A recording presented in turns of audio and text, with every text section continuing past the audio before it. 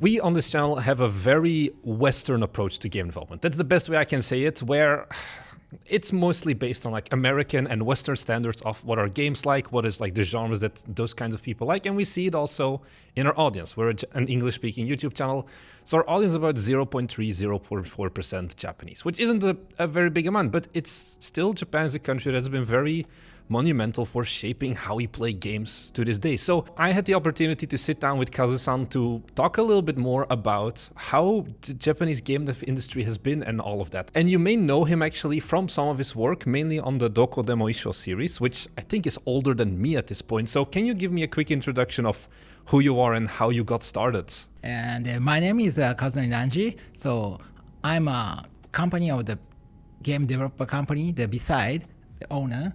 And at first, we released the Doko Demo Isho 1999 for the PlayStation. So that is a first hit title and the biggest hit title, my studios. After we released the Doko Demo Isho series from the place for the PlayStations and several machines, PS1, PS2, and PSP, and PS Vita and more. After we try to the smartphone market. Currently we try to the Steam and indie game market now. So how big is your studio? And like when you got started, were you like alone as a developer, or were you like 5 people, 10 people? How many people do you have working for you or with you now? Yes, and now my studio's member are around 50 members, but the start under 10. Yeah, because you've been working on games for over 25 years, which is a very long time. And a lot of studios don't survive that long. they disappear, they don't make enough money. What do you think makes you special in like how you were able to keep going all these years basically? At first, of course, we effort a lot and lucky too. Luckily, at first, we make the hit title. So thanks to that hit title, we can continue to survive in the very strict game market. After we try to the several markets and modify or translate our platform. So that is one of the reasons for we survive the game market. Yeah, because you kept changing basically between the platforms. Okay. And you weren't stuck on one thing. Were there like points where you were like almost like we need to make money in the next 6 months or it's over, or has it been relatively comfortable? What was like the worst point basically? Yes, of course. And then sometimes we have a very good timing, but sometimes we have a very not good situations. For example, at first, we changed to the PlayStation to smartphone market. That is a very good situation for smartphone and era. But what year was that? Like 2015? Yeah, that's right. 2014 or 20. To the before and COVID. That is a very good situation for the smartphone market, so game app market. After COVID, so we faced the very strict situation, the large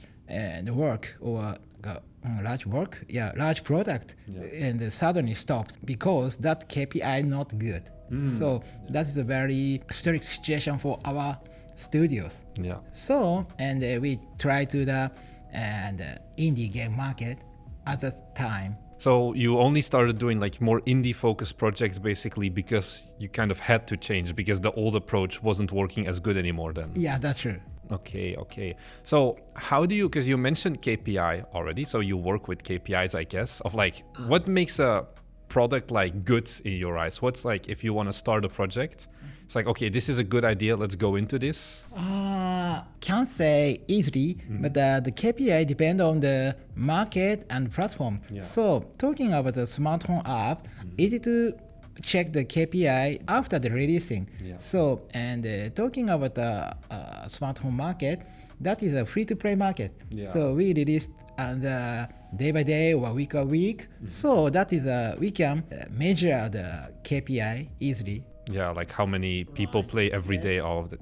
But talking about the indie or console game market, and then we have to develop a long time. Then after release, cannot and search a KPI before release. Yeah, it's So kind of different. right, it's just trust our mind or The like gut right. feeling. That's yeah. it. So how does it come up with then like new ideas? Because I want to talk about your indie games also in a second, but like for example the Gorogoro Mountain, Yeah. does someone come up to you and says I have a great idea and give you like a document or like pitch deck, or do you come up with all the studio game ideas? How do you kind of do that in your studio? Because 50 people, do you have one person who just sits in a room and like thinks about games? Usually, we think the very small team start at first. So they think what is good, what is not good. Yeah. So it depends on the title, but usually start from a very small person. Thereafter,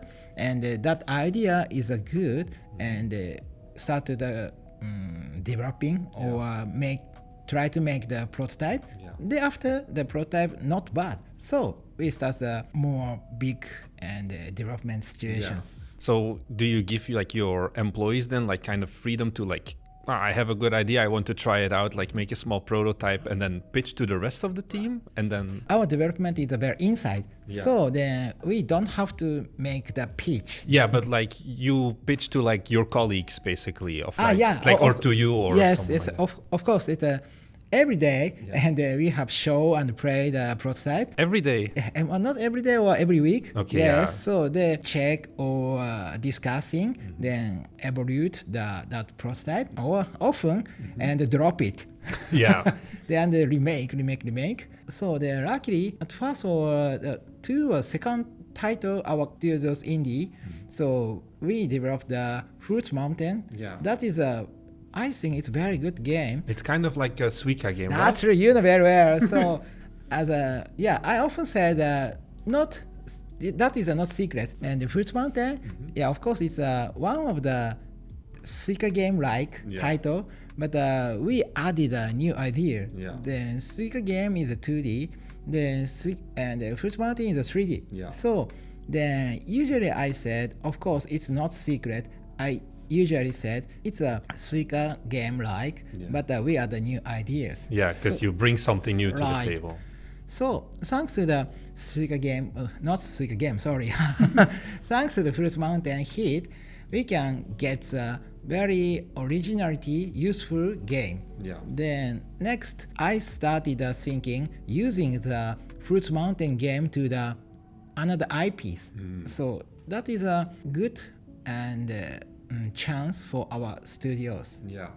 So then we make the presentation and ask the several companies, how about using the IP for the Fruit Mountain? Yeah. But at first, it's not good worked. Yeah, and then like use like their IP as like the characters or okay, yeah. We need a result for the success. So, but usually, and out of companies need they don't want to be a fast penguin. So we decided to take the risk to our own and budget. So so we decided to make the Hololive and the Treasure Mountain. So that is a more hated than Fruit Mountain. Yeah, because that's maybe my question that I wanted to go into, because like you said, you worked with Hololive and they kind of have like Holo Indie as like an indie program now as well. VTubers and like those kind of agencies is I think a very Japanese thing. So like I would not even know how to even approach them basically. How does that then work? You come up with the idea then first of like I have this idea of a game where you push something up a mountain and I think it would perform better with like other person's IP. So you make like a basic game pitch and then tailor it for every single IP holder that you go to, or does it take like a long process basically? And yes, it's both way we took. And sometimes I try to the IP holder, how about this game? Or there's something, sometimes the IP holder ask us, how use this IP for your game. But after, my friend and luckily work with Hololive. So he asked me, then how can you develop the Hololive game for your company? But there is no budget, your own risk, he said. Like you get to use the IP, but you have to make, like you made the game basically entirely at your own cost. Right, that's true. So But yeah, I decided it because Fruits Mountain, easy to translate another IP. I trust it. So I tried. How does that work then in terms of like, okay, they've decided we're going to work together with you on making this game? Do they just say work on it and they don't really interact? Or do you get someone who like kind of joins development? Like how much freedom do you have? And how much does the IP holder have to say about, no, I want the game to be like this, like this? Most IP holder and have out of orders for the game development. But talking about the HoloLive or Holo Indie, they don't, and usually they don't order us how game is. So very free. Okay, that's good. That is and Holo Indie style. But of course they don't have a budget. So this is their way. They don't and pay the money, but they don't and order more. Do you feel like it's kind of something that developers should do more, like try to reach out to our IP? Or do you think it's possible because I'm a bigger studio, I have more budget, so I can do IP? We're like a very small studio of 3 people. Should we try to do like IP collaboration, do you think? Or you think it's like, you need to have a certain size? Of course, it depends on the situations. But I think IP is one of the promotions. So currently, the indie game market very strict. There are a lot of game released in the Steam. Then difficult to find the players. So thanks to the IP power, so the our release for our games to the what should I say? Like the IP holder gets marketing help basically as well. Marketing help and fan of the IPs and can find our game and we can get a chance to play for our game. So that is a very good situation. So. Do the IP holders do a lot of marketing themselves, or do they also like you can use like the picture of like the VTuber, but you have to do everything as well? Both. One of the rule of the HoloLive, Holo Indie, they don't certificate for the promotion with and VTubers. But YouTubers and YouTuber and find our game, so they. Want to play it. Want to play or to play in YouTube, but it's not, and they don't trust. Maybe trust is good. They don't trust the VTuber and promote our game or not. So it depends on the VTuber mind. You don't decide like at the front when you decide to create a game. Okay. So you mentioned you only started working on Steam like after 2020 because I guess mobile wasn't doing that good. Do you also see this with like console? Like you started moving more and more to Steam. Do you think you're going to keep putting Steam as the main focus, or is it the main focus for your studio right now, or is it kind of a side project still? Yes, and currently, Steam is the most important market for us. Not only Steam, but also console important too. Then talking about Switch, is very. They have Steam has a big market in Japan. So, and the opposite side, Steam not good and not strong in Japan market. So, and that is a very good balance in the Steam and Switch in Japan.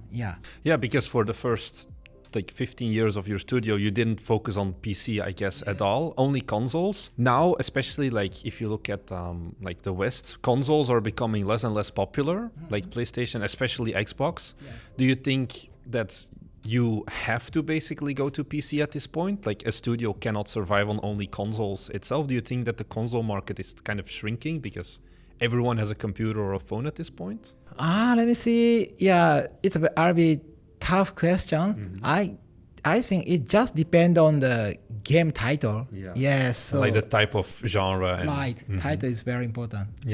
Because like you said, Steam is not very popular in Japan right now. I was at Gamescom earlier this year when Steam had a presentation where Japan is one of the fastest growing countries right now on Steam. Why do you think it took that long basically before Japanese people discovered Steam and like, oh, we can play games on our computer as well, because I kind of would expect they love anything about games. Well, one of the reasons, increasing the console price. So And then also the games are now like pretty expensive as yes, the opposite side, PC price decreasing to play the not of course the high level PC is very expensive, but the middle of a little lower level PC very became cheaper, but they can play the Steam game. So and our company's staff then sometimes said, and the console only can play game, of course, but the PC can play game and internet or some creative something. So it's very good cost performance. So they can play the Steam game.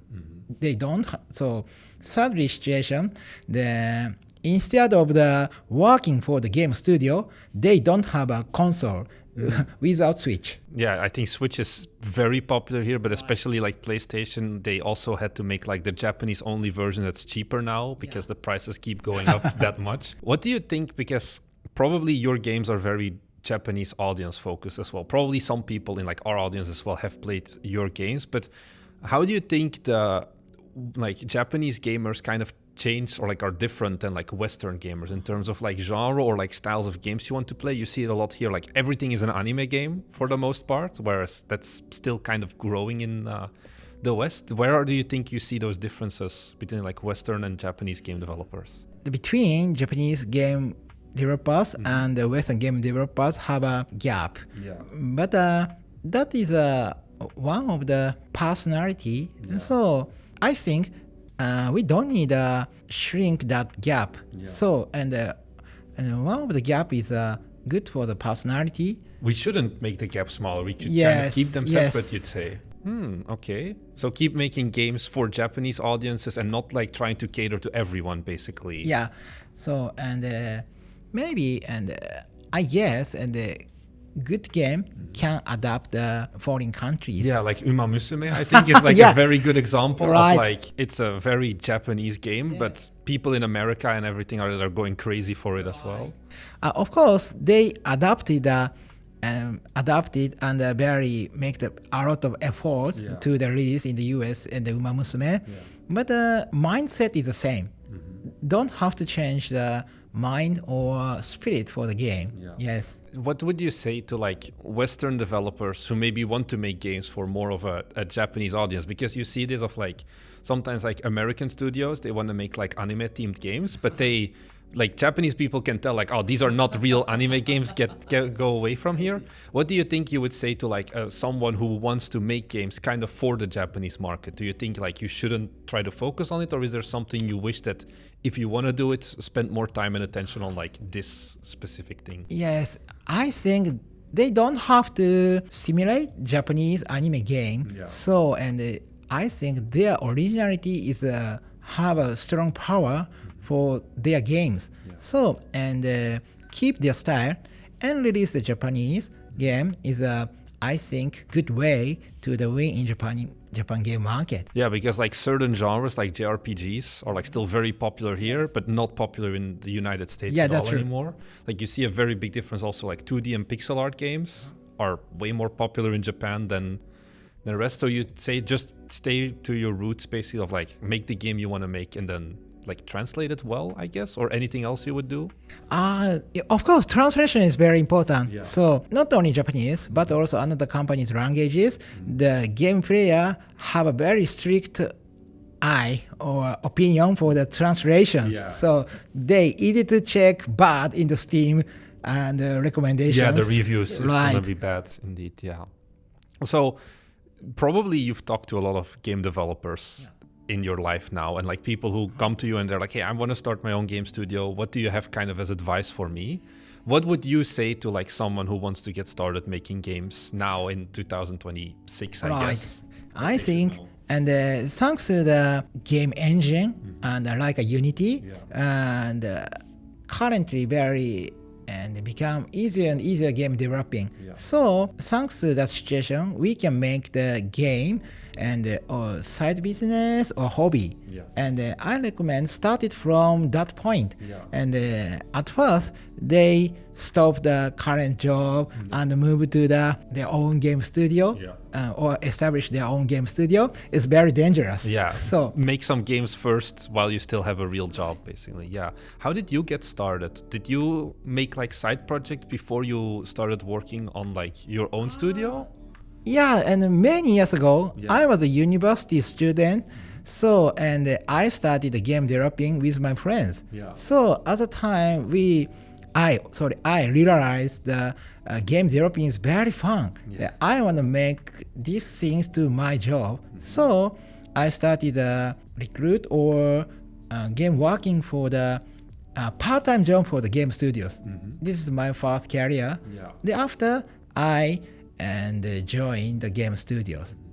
Was it a big industry back then, like in 1990, however much? Were there a lot of game studios here already? Part-time working, I started from the 1993 or 1994. Yeah. Was there already a big game industry here? Or That is I remember that is a very good era because and that is the word the next generation game console. Many people said that era. So PlayStation and Sega Saturn then will release next year at the time. So you were right at the point where there was a boom in Yes, game and development. a lot of things change at the time because the after and before the Nintendo era and Nintendo released the Famicom and Super Famicom. That is a very difficult to develop the game. Yeah. Yes, and very specific technology or technique need for the develop and need money to release that